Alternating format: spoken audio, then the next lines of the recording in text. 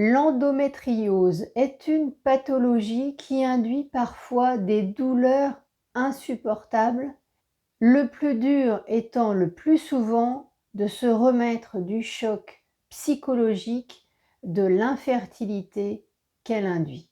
Dans la vidéo d'aujourd'hui, je te propose d'explorer l'endométriose dans une approche spirituelle pour comprendre les raisons profondes qui induisent le déclenchement et le développement de cette pathologie à l'appui de 6 questions.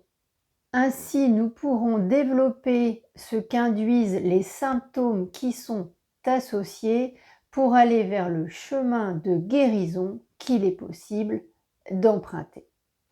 Bonjour Stéphanie, bienvenue sur la chaîne Les Pansements de l'âme, une chaîne pour t'accompagner sur le chemin de guérison de ton âme. Alors l'ensemble des éléments de cette vidéo a été canalisé à l'appui des archives akashiques qui sont les mémoires de l'univers engrammées dans l'invisible. Je partage ce que j'ai reçu et je t'invite à faire preuve de discernement et d'exercer ton libre arbitre. Et maintenant, explorons l'endométriose. Alors d'abord, pourquoi une femme ou une jeune fille déclenche-t-elle une endométriose? Que se passe-t-il pour elle sur les différents plans? L'endométriose est avant tout un challenge de vie. Vivre une endométriose, c'est être confronté aux profondeurs de soi-même, à savoir ses peurs les plus profondes et les plus viscérales. En effet, donner la vie est ce qu'il y a de plus divin dans l'incarnation. Pour l'être incarné, il y a un côté magique, merveilleux, impalpable. Et il faut un certain lâcher-prise pour que la magie opère. Pour la dimension spirituelle de l'être, accueillir une autre âme, c'est participer au déploiement de la vie, de la conscience et du divin. Enfanter, c'est permettre à une autre âme d'accomplir sa destinée. C'est extrêmement puissant, y compris en termes d'élévation d'âme. Et donc avoir une pathologie qui empêche d'accéder à cette dimension, à cette expérience, c'est particulièrement confrontant pour l'être, mais également pour l'âme concernée. Parce que cet être, il est empêché d'œuvrer pour plus grand que lui, et poussé à l'extrême, cela peut être aliénant pour l'être. Alors aliénant, cela signifie retirer à l'individu la libre disposition de lui-même. Et ça peut faire perdre sa personnalité, cela peut modifier son caractère, au point de même devenir étranger à soi-même. Alors ensuite, quelles sont les raisons cumulatives ou non du déclenchement de cette pathologie du moment de la vie où elle apparaît? Cela relève d'un choix d'âme que de vivre cette expérience et donc la temporalité, le moment où elle survient également. Vivre cette épreuve fait partie du contrat d'âme. Et il y a beaucoup de femmes qui sont concernées actuellement du fait de l'évolution de l'humanité et de sa maturité. Vivre cette expérience individuellement fait également évoluer le collectif lorsque les dépassements s'opèrent à titre individuel. Cela participe donc de la transition planétaire actuelle et les âmes qui ont choisi de vivre cette expérience l'ont fait à ce titre également. La période de la vie où cette pathologie survient dépend donc à la fois de l'être et son âme et en même temps du juste moment pour le collectif. Et les compréhensions qui sont opérées par toutes ces femmes qui vivent cette pathologie dans le monde en termes d'élévation d'âme viennent en soutien de celles qui ne sont pas encore arrivées à ce stade.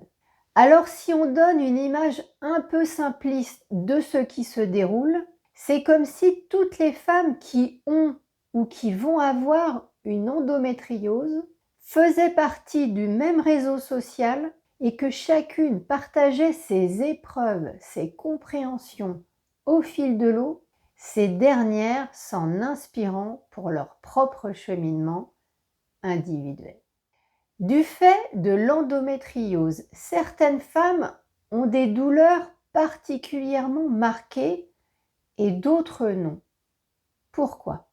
Alors en réalité, beaucoup de paramètres vont interférer et vont susciter un terrain différent, avec donc des expressions de la pathologie qui vont varier. Et parmi ces éléments, on peut noter l'état d'esprit, les croyances, le transgénérationnel, la connexion à son corps, l'empathie dont l'être dispose dans son entourage, etc. Et donc, du fait d'un terrain d'expérimentation différent, eh bien, certaines femmes pourront avoir des douleurs et d'autres non. Alors ensuite, quel est le lien entre l'endométriose et l'infertilité, et notamment pour les femmes sans règles douloureuses dont on diagnostique une endométriose du fait d'une infertilité? Alors, endométriose et infertilité vont de pair. Par contre, l'endométriose, elle n'induit pas nécessairement des règles douloureuses, puisque cela dépend du terrain, comme on l'a vu précédemment. S'il n'y a pas d'infertilité, si qu'il n'y a pas d'endométriose ou qu'elle a été guérie, c'est-à-dire que les compréhensions qui devaient être faites par l'être ont été opérées et qu'il a dépassé cet état. Et en réalité, l'infertilité, elle peut connaître d'autres causes que l'endométriose. Mais endométriose signifie infertilité tant que la pathologie s'exprime. Alors maintenant, comment la maladie évolue-t-elle et pourquoi? Il y a effectivement plusieurs stades d'évolution de la pathologie dont les durées vont être variables suivant la vitesse de compréhension et de cheminement de l'être. Alors les stades, ils sont les suivants. D'abord, mise en place de la pathologie avec différentes sous-étapes. Cela peut prendre de quelques semaines à quelques mois. C'est une période où l'être il va être en état de spleen, de mal-être qu'il ne s'explique pas. Et pendant ce temps, au niveau physique, les cellules qui vont produire l'endomètre au mauvais endroit sont en train de se développer. Ensuite, la pathologie, elle va s'exprimer amenant son lot d'inconfort. Et là, au niveau de l'être, il y a une forme de stupeur, une forme de déni, où dans un premier temps, l'être, il va vouloir faire avec, puis progressivement, une prise de conscience va s'opérer, il va acter que c'est anormal et qu'un diagnostic doit être posé. Quand la compréhension s'opère avec la pose du diagnostic et du nom de la pathologie, l'être vit une sorte de choc psychologique plus ou moins important, suivant les projets qui étaient les siens, à savoir la volonté, proche ou non, d'avoir un enfant. Et parfois pour certaines femmes qui ne voulaient pas avoir d'enfant, de s'apercevoir qu'elles ne peuvent pas en avoir, eh bien cela va changer la donne et elles vont conscientiser qu'inconsciemment, finalement, elles en voulaient et qu'elles se racontaient des histoires. Alors pendant toute la phase où l'être va chercher des solutions matérielles à sa problématique, il n'avancera pas sur la compréhension des enjeux qui se jouent à une échelle plus haute, et ça sera une étape difficile pour lui. Et lorsque l'être, il appréhendera finalement qu'il n'a d'autre choix que d'accepter cette situation, ce qu'elle induit, et que quelque part il entrera dans une forme de lâcher-prise, c'est là où consciemment ou inconsciemment il s'en remettra au divin. Ou en tout cas, il admettra son impuissance à pouvoir agir sur cet état, et c'est là qu'une étape d'évolution d'âme s'opérera, un dépassement de soi. Et là, eh bien, il pourra passer en phase de guérison, qui pourra prendre là aussi un temps plus ou moins important en fonction de l'ampleur de la pathologie et de la foi qui est la sienne.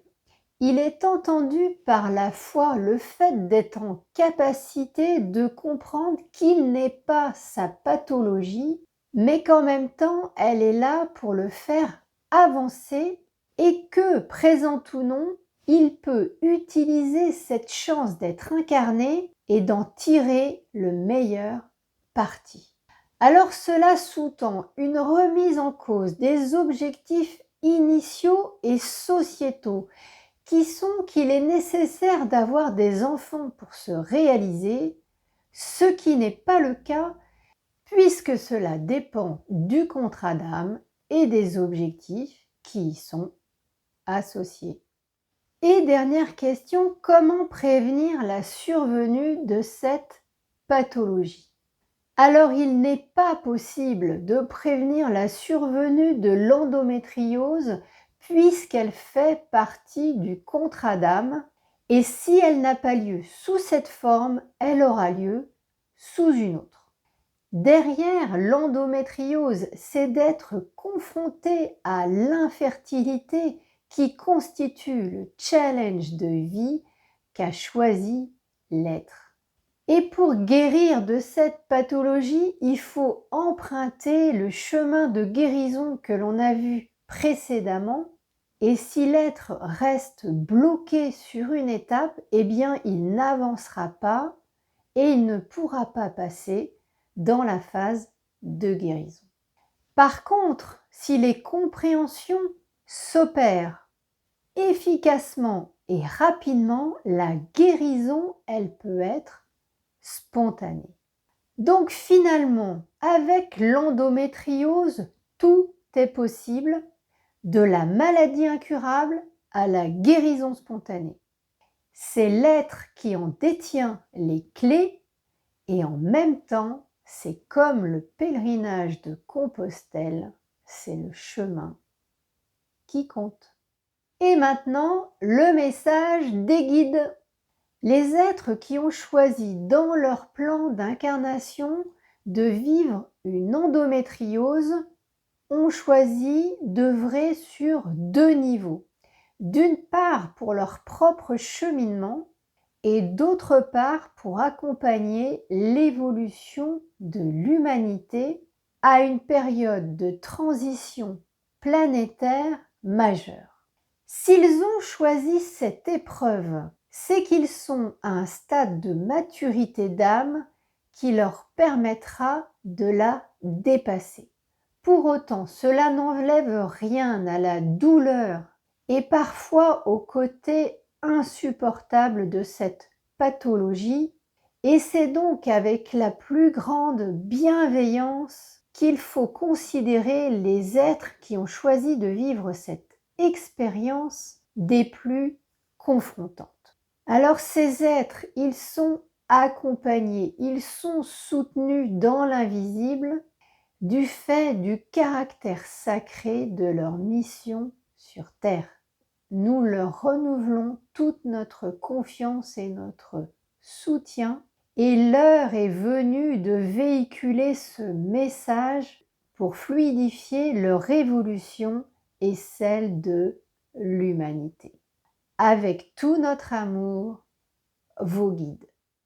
Alors cette nouvelle vidéo sur l'endométriose se termine avec ce magnifique message. Je vous invite à liker, à vous abonner, à activer les notifications, à me faire part de vos commentaires. Et si vous êtes intéressé pour des séances individuelles pour mieux comprendre ce qui se joue à l'échelle de votre propre âme, eh bien mes coordonnées sont en barre de description. Alors merci à vous et à très bientôt.